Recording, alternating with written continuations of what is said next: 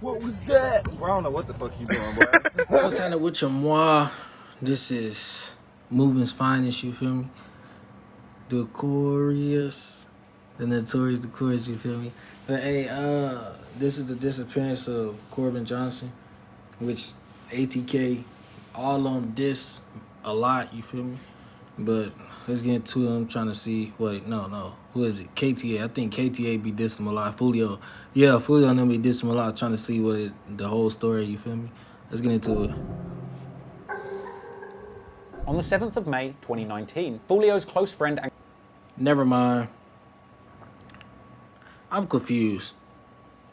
So it's the one that KTA dissed, right? Close friend and collaborator, 19-year-old Tiki, or T-Shots, was shot in a tan SUV at the 5900 block of Christabel Avenue, just north of the Hilltop Village apartments. Tiki's passing wasn't announced until nearly a month after the incident. However, if you wanted to know the news early, you would only have to go and have a look at Queso's social media, where he appeared holding an assault rifle and quoting one of Tiki's lyrics. Big lock on me, ain't got no safety.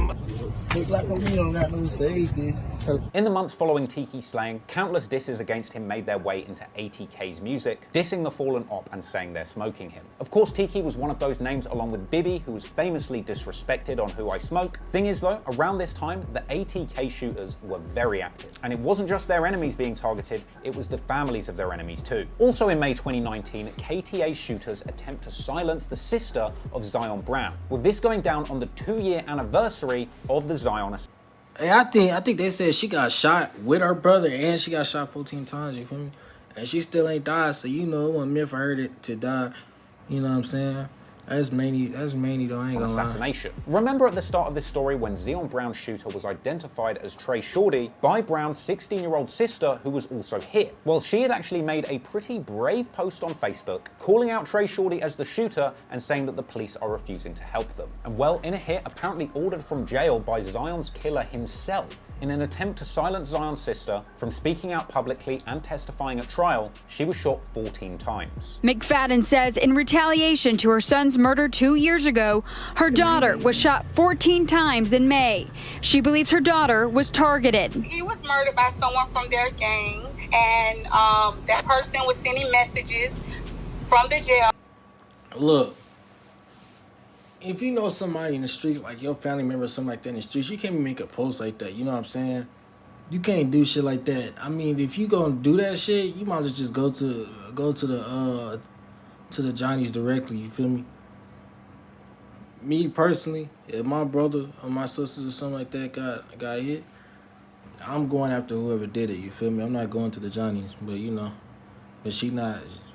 But I respect her for that, you feel me? I respect her for that, but I don't respect her for going online because she knew he had some type of buzz. She should have just went straight to him directly, you feel me? This wouldn't have happened. Jail, threatening that if my daughter goes to trial, that he would get somebody to kill her. Now, the young lady fortunately survived this assassination attempt, and ATK Beezy, real name Caleb Sheffield, ends up getting arrested for this shooting. But in a shock twist, only 18 days after he's arrested, charges are dropped after he provides an airtight alibi and video footage proving that he was in Orlando at the time of the shooting. 17-year-old Caleb Sheffield is set free 18 days after he was booked into Duval County Jail on 4 counts of attempted murder. Sources tell News4Jax a video proves Sheffield was in Orlando at the time of the shooting. If he's not the shooter, then that means the real one is still out there. Now, just when you thought this beef couldn't get more dark, do you remember a young man by the name of Corbin who went missing about a year earlier? Well, in July 2019, Corbin is found under tragic circumstances. According to police, his skeletal remains were found in a wooded area in northwest Jacksonville. Corbin Johnson's family reported him missing July 13th, 2018. The 18-year-old disappeared not long after a job interview. Now, 1 year later, his case is being investigated as a murder. Corbin Johnson was last seen alive in July of last year.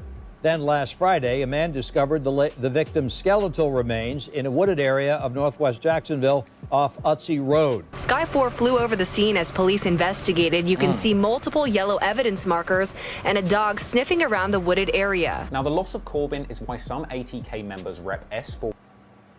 Ace Crew, dang. Flip the youngin' Ace, Trigger Romeo. Ace Crew. Fast Money Goon, Red Dot, D, Ray Spaz, Trey Shorty, Sosa, Scotty, dang. Dang, so Corbin, Spinner, Whopper, they all from the same block, huh?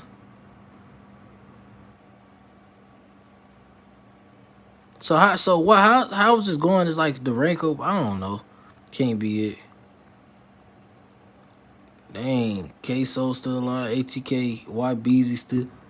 That's crazy. I seen the video with him. Dang. Or C, or Spaz for Corbin, and Folio would later speak on what happened to Corbin in a pretty disrespectful tone, saying what happened to Corbin is his worst fear. This is my worst fear, bro.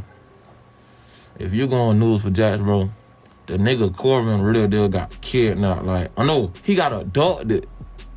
Do you know how much sense that make? Cause when you grown, you get abducted. You don't get kidnapped, like type shit. That man got abducted, real like. That's my worst fear, a nigga kidnapping me. I swear to God, bro. Like, I swear to God, on the news it said that man bones got found. Like, that man bones got found. Just bones, I swear to God. They said a nigga was mowing the line and ran over that man bones. I swear to God, I ain't making this shit up. No cap. You going news for Jack right now. Nigga was mowing the line and found that man bones. I swear to God, no cap. Boy, I be down for nigga kidnap me, but I'm finna kick, scream, holler, bite your ass, pinch your ass, I'm finna do whatever, man. Nigga ain't kidnapping me, bro. That nigga Corbin got kidnapped. Real boy, none of my niggas getting kidnapped, bro. Real shit, bro. Now, with that kind of energy floating around, then it's no surprise that there was some heavy disrespect incoming from the other side. And in September 2019, Queso would make the news. But this time, not for a grisly crime, but instead getting inducted into the self-snitching Hall of Fame by attempting to release a music project with this cover. Yes, Queso took to Instagram to announce the pending release of his new project titled The Bibby Out, that came along with a front cover that depicts Queso and ATKYBZ quite literally smoking the dead ops, with these people all being pictured and named as Dirk, Vontae, Zion Brown, Bibby, and Trey D, all close friends of Folio's who have lost their lives. But really, it's Bibby who is the centerpiece, and let's not forget, people. You know what? All this dissing and whatnot, you feel me? About dead people, speaking on dead people. That's why both sides keep dying, because they both keep doing the same thing. You gotta stop doing that, you feel me? Queso is literally sat in jail right now, charged with the murder of Bibby. I've got to say, this is probably the first time in rap history that the front cover of a project has been so disrespectful it has literally made the news. Because this cover caused an enormous uproar in the Jacksonville community, and I'll be honest, I wouldn't be surprised if this front cover itself quite literally didn't play a significant role in the investigation against Queso for Bibby's murder. Controversial rap album cover is making its way around social media. But the thing is, they can't use that for evidence. The cover shows pictures of men who have been murdered in Jacksonville. Local rapper Queso posted the picture to Instagram. The caption on the post says, "Y'all DM ATKYBZ and tell him to drop dead and I'ma drop it tonight." This album cover, a local rapper named Queso posted on Instagram Monday, is frustrating for parents like Bonetta McFadden. Her son Zion Brown is on the cover. She says he and some of the other men in the picture were murdered. It hurts my heart. It couldn't be my family. I'll tell you this right now. If something like that would have happened to me, my family coming after you. I'm just saying, you feel me? My family, either any one of us, something happen like that to any one of us, tell them we coming for whoever did it. I'm just saying. Ain't no going to the fucking Johnny's about nothing, you feel me? What they gonna do? That ain't gonna solve nothing, you feel me? A body for a body. Like, to see my son on there as a joke. Brown's mother is outraged. She feels like the local rappers are glorifying these murders by putting the victims' faces on the album cover. It's unclear if the rappers are directly linked to these murders. You know what's so many though? Her son was doing the same thing as was they doing. He was dissing them too. You know what I'm saying? But they don't want to talk about that. It can't just be one side. It got to be both sides. You feel me? He can't be doing that because he was doing the same thing. They all be doing the same thing. So you just can't say, well, my son, this and that and all this other. When they always say, my son was innocent, my son was a good child, this and that, my kid, this and that. But then you see their kid, or you know their kid was in the streets heavy, you feel me? Dissing people, knocking people off, fades, slanging all that, you feel me? running from the Johnnies, all that, bro. Like, Murders. Now, in response to the uproar in the community over this cover, the Jacksonville Sheriff's Office begun to look much harder at Queso and the people around him. And eventually this extra attention would lead to some arrests, but not for quite some time. And so the violence in the street would continue, as did the disrespect for the ops on social media. And even with all the added attention of the authorities and literally being on the news from this album cover, Queso didn't think for a second to switch up and act smarter. No, in October, Queso would use the news clip about his incredibly incriminating front cover as an intro for the music video of his new song, Queso Bitch. Yet another masterclass in self-snitching. Queso rapped countless times that he was smoking Dirk and Bibby, as well as saying Bibby had a closed casket, I'm not surprised, and suggesting that he had shot at Y&R Mookie with a Draco. Now, Y&R Mookie actually clapped back on the song Gangsta Talk, dropping the lyric, pulled up on him at the red light, went to ripping in this shit, a line which had a lot of people suggesting that maybe he had something to do with that shooting that left 3 of Ace's friends deceased. Anywho, meanwhile in November 2019, at least Young and Ace is staying focused on the music, releasing dope projects like Step Harder, leaving the street business to Queso. However, with all of that extra attention Queso was attracting in the streets with his criminal activities, or on the news with his disrespectful music, and well, it wouldn't take long for karma to catch up with him and his family, provoking a serious response. That's many moving.